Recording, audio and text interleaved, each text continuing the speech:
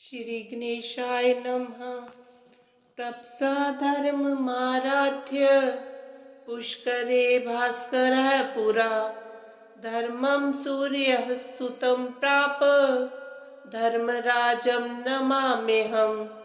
समता सर्वभूतेषु यस्य सर्वस्य साक्षिणः अतो यन्नाम शमनम् इति तं प्रणमाम्यहम्। येनानन्तश्कृतो विश्वे सर्वेषां जीविनां परम् कर्मानुरूपं कालेन तं कृतान्तं नमाम्यहम्। बिभर्ति दण्डं दण्डाय पापिनां शुद्धिहेतवे नमामि तं दण्डधरम् यशास्ता सर्वजीविनां विश्वं च कलयत्येव यस्वेषु च सन्ततम् अतीव दुर्निवार्यं च तं कालं प्रणमाम्यहम्।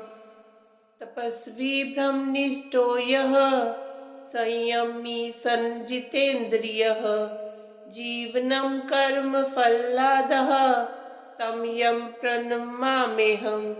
स्वात्मा रामश्च सर्वज्ञो मित्रं पुण्यकृतां भवेत् पापीनां क्लेशदो नित्यं पुण्यमित्रं नमाम्यहम्। यज्जनं ब्रह्मणोषेण ज्वलन्तं ब्रह्मतेजसा यो ध्यायति परं ब्रह्म तमीशं प्रणमाम्यहम्। इत्युक्त्वा सा च सावित्री प्रणनाम यमं मुने यमस्तां शक्तिभजनं कर्मपाकमुवाचः। इदं यमाष्टकं नित्यं प्रातरुत्थाय यः पठेत् यमातस्य भयं नास्ति सर्वपापप्रमुच्यते। महापापी यदि पठेन् नित्यं भक्तिसमन्वितः यमः करोति संशुद्धं कायव्यूहेन निश्चितम्। तपसा धर्ममाराध्य पुष्करे भास्करः पुरा। धर्मं सूर्यः सुतं प्राप धर्मराजं नमाम्यहम्। समता सर्वभूतेषु यस्य सर्वस्य साक्षिणः अतो यन्नाम शमनम् इति तं प्रणमाम्यहम्। येनानन्तश्कृतो विश्वे सर्वेषां जीविनां परम् कर्मानुरूपं कालेन तं कृतान्तं नमाम्यहम्।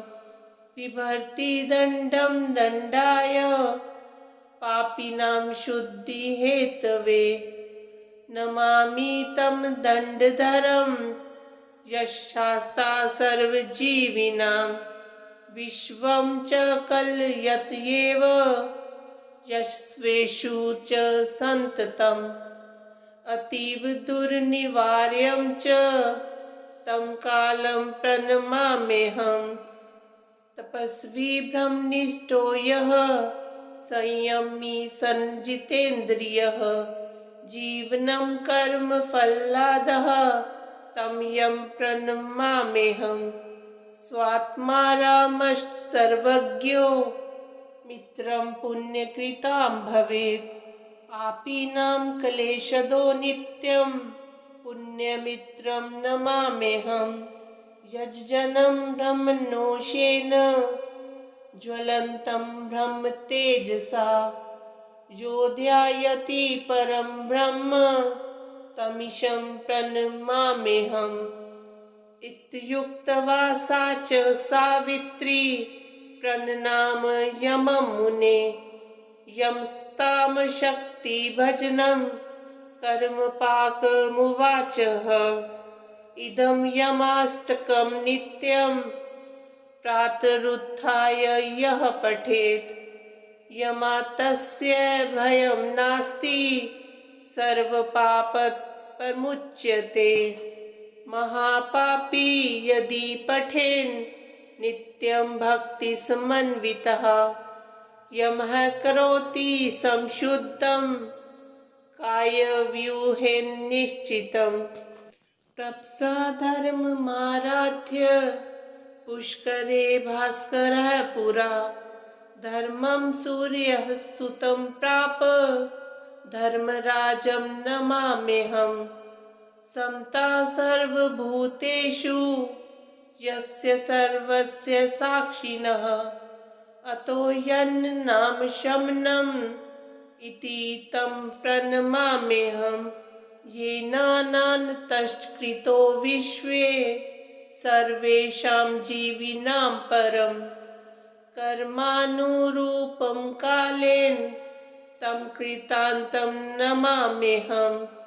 बिभर्ति दण्डं दण्डाय पापिनां शुद्धिहेतवे नमामि तं दण्डधरं यशास्ता सर्वजीविनां। विश्वं च कलयत्येव यस्वेषु च सन्ततम् अतीव दुर्निवार्यं च तं कालं प्रणमाम्यहम्। तपस्वी ब्रह्मनिष्ठो यः संयमी सञ्जितेन्द्रियः जीवनं कर्मफलादः तं यं प्रणमाम्यहम्। स्वात्मा रामश्च सर्वज्ञो मित्रं पुण्यकृतां भवेत्। पापिनां क्लेशदो नित्यं पुण्यमित्रं नमाम्यहम्। यज्जनं ब्रह्मणोषेण ज्वलन्तं ब्रह्मतेजसा यो ध्यायति परं ब्रह्म तमीशं प्रणमाम्यहम्। इत्युक्त्वा सा च सावित्री प्रणनामयमं मुने यमस्तां शक्तिभजनं कर्मपाकमुवाचः। इदं यमाष्टकं नित्यं प्रातरुत्थाय यः पठेत् यमातस्य भयं नास्ति सर्वपापप्रमुच्यते। महापापी यदि पठेन् नित्यं भक्तिसमन्वितः यमः करोति संशुद्धं कायव्यूहेन निश्चितम्। तपसा धर्ममाराध्य पुष्करे भास्करः पुरा धर्मं सूर्यः सुतं प्राप धर्मराजं नमाम्यहम्। समता सर्वभूतेषु यस्य सर्वस्य साक्षिणः अतो यन्नाम शमनम् इति तं प्रणमाम्यहम्। येनानन्तश्कृतो विश्वे सर्वेषां जीविनां परं कर्मानुरूपं कालेन तं कृतान्तं नमाम्यहम्। बिभर्ति दण्डं दण्डाय पापिनां शुद्धिहेतवे नमामि तं दण्डधरं यशास्ता सर्वजीविनां। विश्वं च कलयत्येव यस्वेषु च सन्ततम् अतीव दुर्निवार्यं च तं कालं प्रणमाम्यहम्। तपस्वी ब्रह्मनिष्ठो यः संयमी सञ्जितेन्द्रियः जीवनं कर्मफलादः तं यं प्रणमाम्यहम्।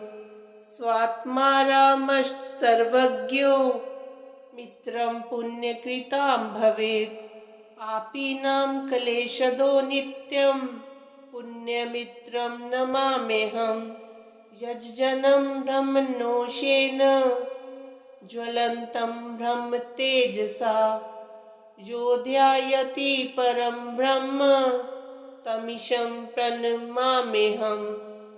इत्युक्त्वा सा च सावित्री प्रणनामयमं मुने यमस्ताम शक्तिभजनं कर्मपाकमुवाचः इदं यमाष्टकं नित्यं प्रातरुत्थाय यः पठेत् यमातस्य भयं नास्ति सर्वपापप्रमुच्यते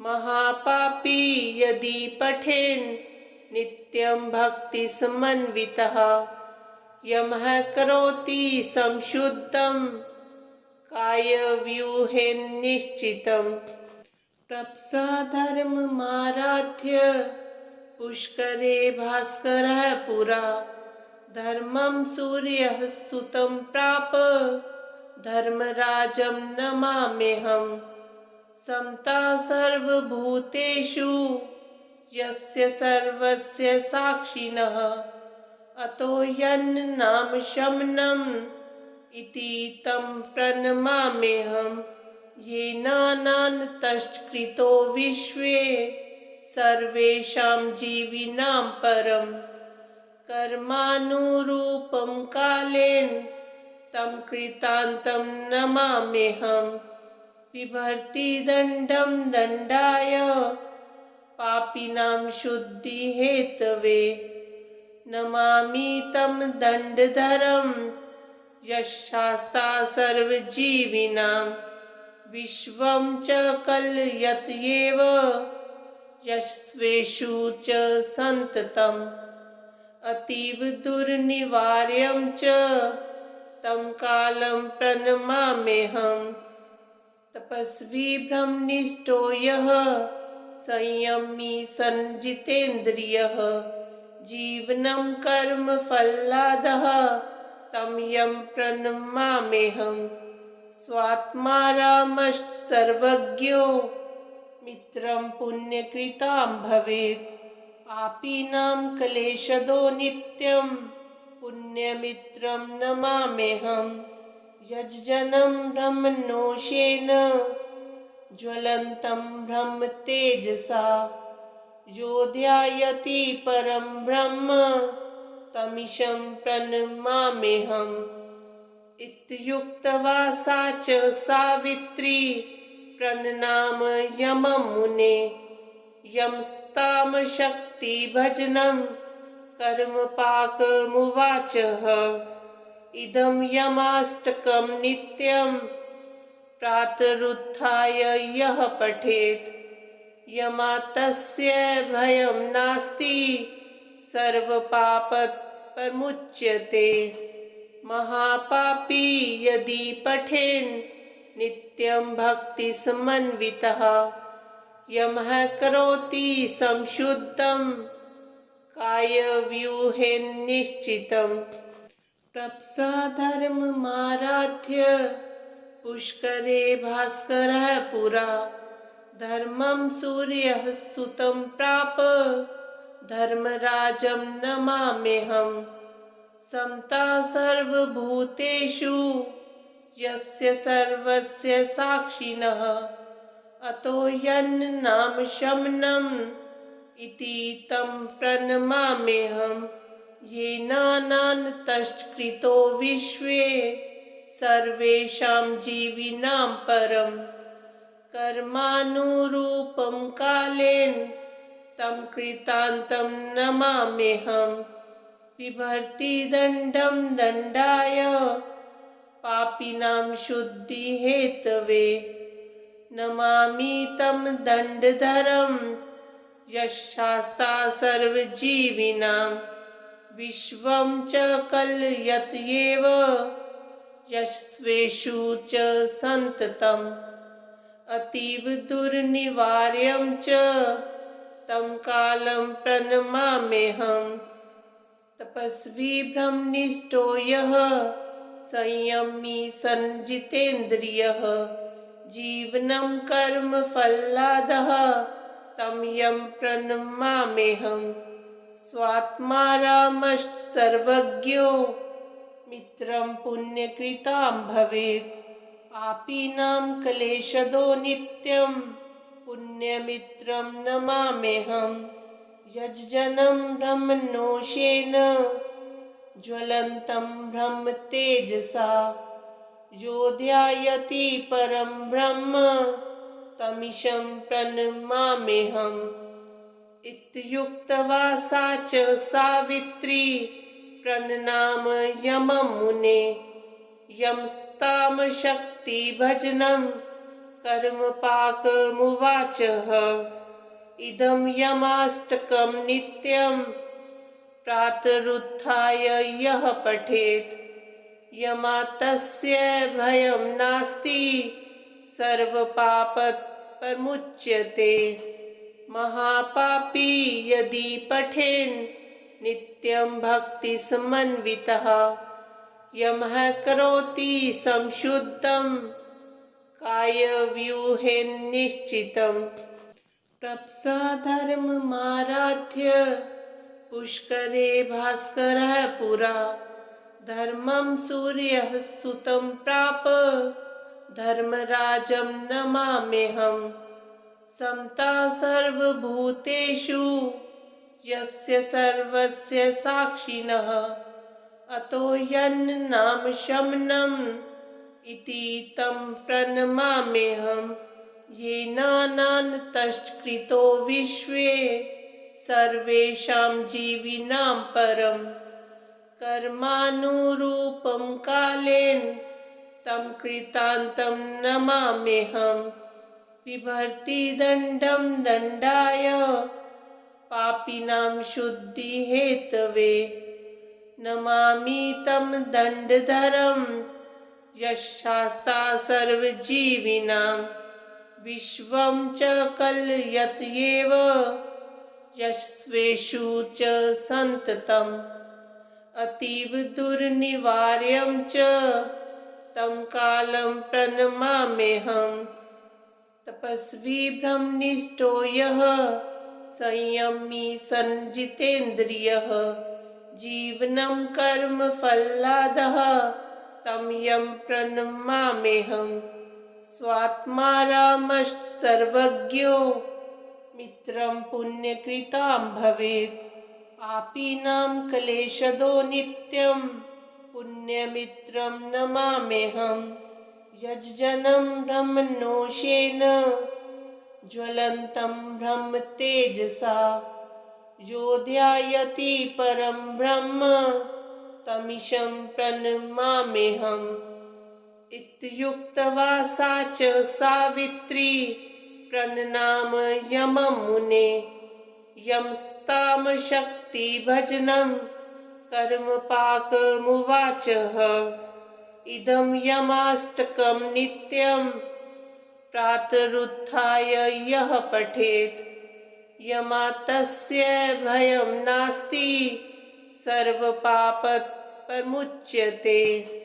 महापापी यदि पठेन् नित्यं भक्तिसमन्वितः यमः करोति संशुद्धं कायव्यूहेन निश्चितम्।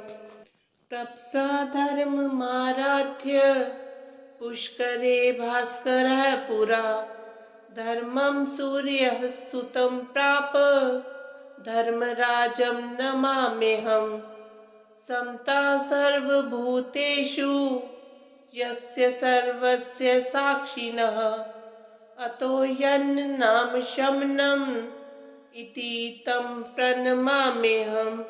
येनानन्तश्कृतो विश्वे सर्वेषां जीविनां परं कर्मानुरूपं कालेन तं कृतान्तं नमाम्यहम्। बिभर्ति दण्डं दण्डाय पापिनां शुद्धिहेतवे नमामि तं दण्डधरं यशास्ता सर्वजीविनां। विश्वं च कलयत्येव यस्वेषु च सन्ततम् अतीव दुर्निवार्यं च तं कालं प्रणमाम्यहम्। तपस्वी ब्रह्मनिष्ठो यः संयमी संजितेन्द्रियः जीवनं कर्मफलादः तं यं प्रणमाम्यहम्। स्वात्मा रामश्च सर्वज्ञो मित्रं पुण्यकृतां भवेत्। पापीनां क्लेशदो नित्यं पुण्यमित्रं नमाम्यहम्। यज्जनं ब्रह्मणोषेण ज्वलन्तं ब्रह्मतेजसा यो ध्यायति परं ब्रह्म तमीशं प्रणमाम्यहम्। इत्युक्त्वा सा च सावित्री प्रणनामयमं मुने। यंस्तां शक्तिभजनं कर्मपाकमुवाचः। इदं यमाष्टकं नित्यं प्रातरुत्थाय यः पठेत् यमातस्य भयं नास्ति सर्वपापप्रमुच्यते।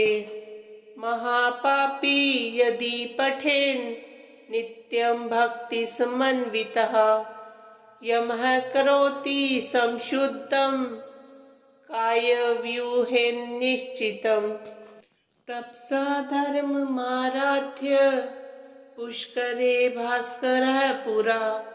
धर्मं सूर्यः सुतं प्राप धर्मराजं नमाम्यहम्। समता सर्वभूतेषु यस्य सर्वस्य साक्षिणः अतो यन्नाम शमनम् इति तं प्रणमाम्यहम्। येनानन्तश्च विश्वे सर्वेषां जीविनां परं कर्मानुरूपं कालेन तं कृतान्तं नमाम्यहम्। बिभर्ति दण्डं दण्डाय पापिनां शुद्धिहेतवे नमामि तं दण्डधरं यशास्ता सर्वजीविनां। विश्वं च कलयत्येव यस्वेषु च सन्ततम् अतीव दुर्निवार्यं च तं कालं प्रणमाम्यहम्। तपस्वी ब्रह्मनिष्ठो यः संयमी संजितेन्द्रियः जीवनं कर्मफलादः तं यं प्रणमाम्यहम्। स्वात्मा रामश्च सर्वज्ञो मित्रं पुण्यकृतां भवेत्। पापीनां क्लेशदो नित्यं पुण्यमित्रं नमाम्यहम्। यज्जनं ब्रह्मणोषेण ज्वलन्तं ब्रह्मतेजसा यो ध्यायति परं ब्रह्म तमीशं प्रणमाम्यहम्। इत्युक्त्वा सा च सावित्री प्रणनामयमं मुने। यंस्तां शक्तिभजनं कर्मपाकमुवाचः। इदं यमाष्टकं नित्यं प्रातरुत्थाय यः पठेत् यमातस्य भयं नास्ति सर्वपापप्रमुच्यते।